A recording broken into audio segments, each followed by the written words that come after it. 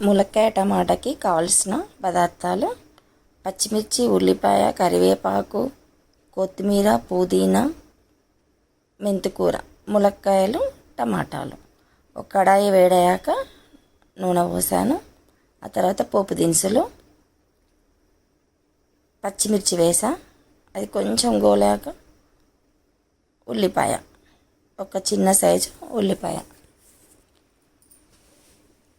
తర్వాత కరివేపాకు, పుదీనా, మెంతికూర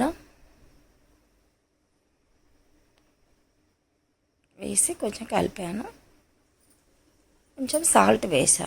ఇది తొందరగా మగ్గుతాయి ఉల్లిపాయలు సాల్ట్ వేయడం వలన. ఇప్పుడు ములక్కాయలు వేసాను. ములక్కాయలు వేసి మంచిగా నూనెలో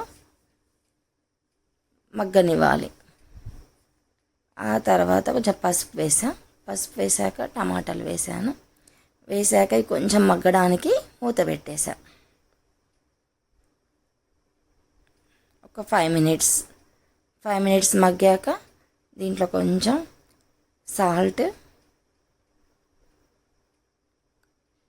ఒక స్పూన్ సాల్ట్, ఒక స్పూన్ కారం వేసాను.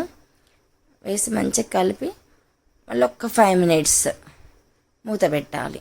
ఆ కారం ఉప్పు మంచిగా కలుస్తుంది. ఆ తర్వాత ఇప్పుడు ధనియాల పొడి వేసాను. లాస్ట్కి కొత్తిమీర వేసి కలిపాను. ఇప్పుడు స్టవ్ ఆఫ్ చేసా.